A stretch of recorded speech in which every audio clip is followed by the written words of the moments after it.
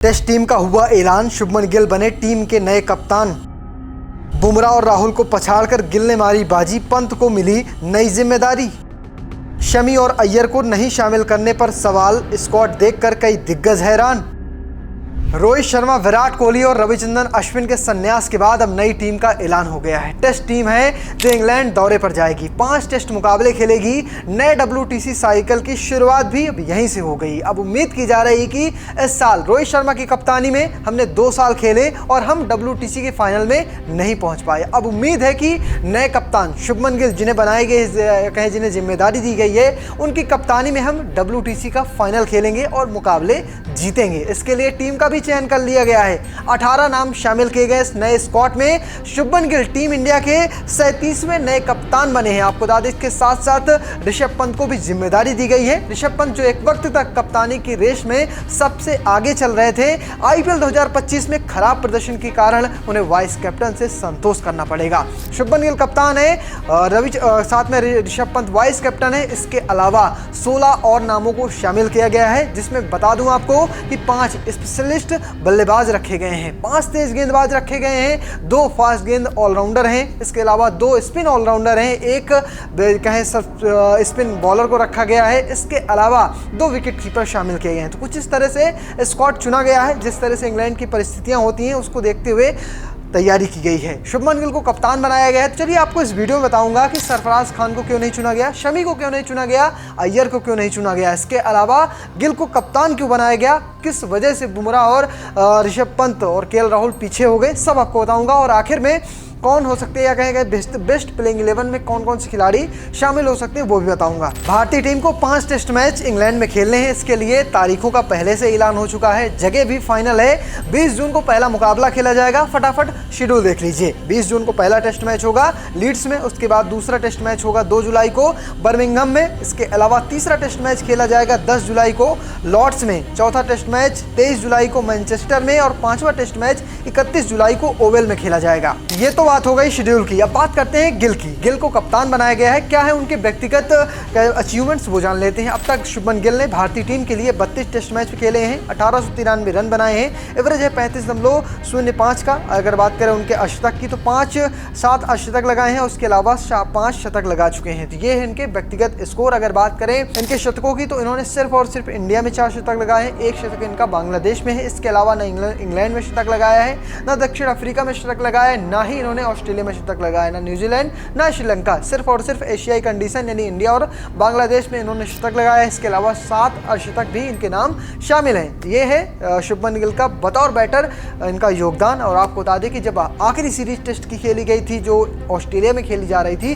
उस वक्त इनकी जगह प्लेइंग 11 में पक्की नहीं थी, उन्हें टीम से बाहर रख दिया गया था क्योंकि इनकी जगह टीम में बन नहीं पा रही थी। अब इन्हें टेस्ट टीम का कप्तान बना दिया गया है। शुभमन गिल बिल्कुल युवा है, ये बात खुद कह सकते हैं अजीत अगरकर ने मानी है कि उन्हें में बदलाव की या कहें सुधारों की जरूरत है। वो लगातार सुधार कर रहे हैं, लेकिन आने वाले समय में और भी सुधार जरूरी है। ये तो बात हो गई शुभमन गिल को लेकर। अब बात करते हैं टेस्ट टीम में वो कप्तान कैसे बने, ऋषभ पंत पीछे कैसे हो गए। तो पहला जवाब है ऋषभ पंत की जो हालिया फॉर्म है वो कहीं ना कहीं डिप है, यानी IPL 2025 में उनके प्रदर्शन जिस तरह से है कहीं ना कहीं वो एक चर्चा का विषय रहा है और इस वजह से अजीत अगरकर उन्हें कप्तान बनाने से बचे हैं। इसके बाद शुभमन गिल लगातार टीम से जुड़े हुए हैं। इससे पहले उन्होंने चैंपियंस ट्रॉफी में बतौर उप कप्तान रोहित शर्मा का साथ दिया था, टीम इंडिया चैंपियंस ट्रॉफी जीती थी। और एक कयास लगाए जा रहे हैं कि व्हाइट बॉल साथ में रेड बॉल और जो वाइस कैप्टन है वो कम से कम 1 रहना चाहिए। तो इस वजह से शुभमन गिल का यहाँ पर दांव भारी पड़ा है, वो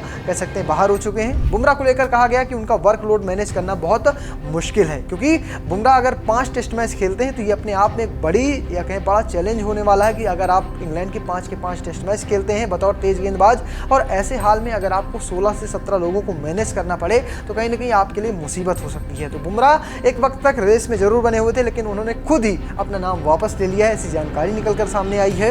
इसके अलावा KL राहुल पर अजीत अगरकर ने साफ तौर पर कह दिया कि KL राहुल हमारी रडार में थे ही नहीं। उन्होंने शुरुआत में टीम इंडिया की कप्तानी रोहित शर्मा से पहले की थी, लेकिन उस वक्त उनका प्रदर्शन कुछ खास नहीं रहा था और साथ साथ वो अपनी जगह बचाने के लिए भी कई बार कह सकते हैं प्रदर्शन कर रहे हैं या फिर मशक्कत करते नजर आए हैं। इस वजह से वो चाहते हैं कि किसी नए कप्तान के साथ जाया जाए जिसे लंबे समय तक कैरी किया जा सके। जैसे विराट कोहली ने काफ़ी लंबे समय तक टीम इंडिया की कप्तानी की थी, एक नया लीग बनाया था, तेज गेंदबाजों के साथ विदेशों में जाकर सीरीज जीतना शुरू की थी। कुछ इस तरह से अब उम्मीद शुभमन गिल से की जा रही थी। ये शुभमन गिल का कह सकते हैं बैकिंग बहुत अच्छी थी। उनके जो कोच हैं या कह मेंटोर हैं युवराज सिंह, उनका भी अच्छा खासा सपोर्ट है। उन्हें अजीत अगरकर भी उन्हें पसंद करते हैं, साथ साथ गौतम गंभीर की वो पसंद में शामिल हैं। तो ये तो बात हो गई शुभमन गिल के कोच कप्तान बनने की कहानी। अब बात करते हैं श्रेयस अय्यर, शमी और सरफराज की।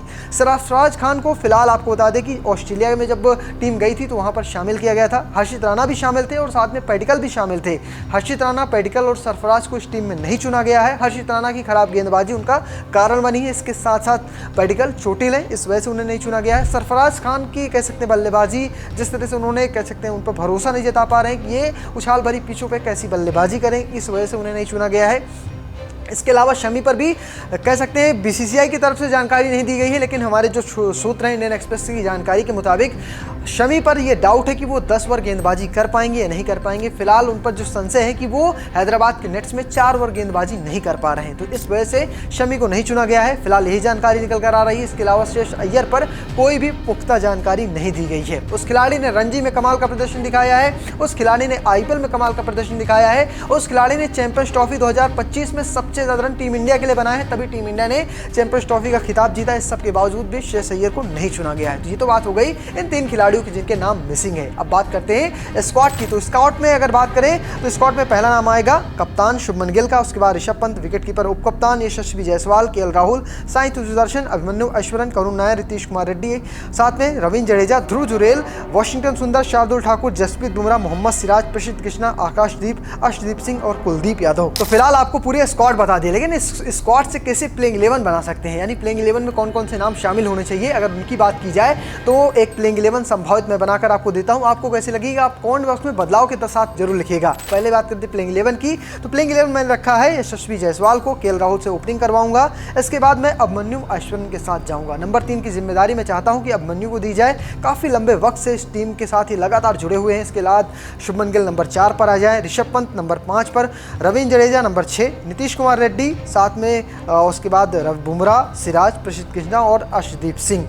ये है विराट कोहली का फॉर्मेट, यानी 5 तेज गेंदबाज, 4 तेज गेंदबाज के साथ आप उतरिए और इन पिचों का फायदा उठाइए। अगर टीम इंडिया नई है, थोड़ी बल्लेबाजी में डर लगे तो आप करुण नायर या फिर साई सुदर्शन में से कोई एक बल्लेबाज जरूर पिक कर सकते हैं और आप एक गेंदबाज को ड्रॉप कर सकते हैं। लेकिन आपके पास फिर लिमिटेड ऑप्शन होंगे गेंदबाजी के, क्योंकि आपके पास सिर्फ 3 पेसर होंगे और नीतीश कुमार रेड्डी साथ देंगे, जडेजा उनका स्पिन कराएंगे, तो यही लिमिटेड ऑप्शन के साथ फिर आपको उतरना पड़ेगा। अगर आप एक तेज गेंदबाज एक्स्ट्रा लेकर उतरते हैं तो आपको लीड्स जैसे मैदान पर, जहां पर सैंड ज़्यादा होता है, यानी तेज उछाल होती है और कह सकते हैं शुरुआती ओवरों में तो बल्लेबाज टिक कर खेल नहीं पाते, ऐसे स्थिति में अर्शदीप हो, प्रसिद्ध कृष्णा हो, सिराज हो या फिर बुमराह आपको गजब की बढ़त दिलवा सकते हैं। तो फिलहाल ये है मेरी संभावित टीम। आपको कैसी लगी कमेंट बॉक्स में लिखना और पेज को फॉलो करना, चैनल को सब्सक्राइब करना बिल्कुल भूलिएगा। धन्यवाद।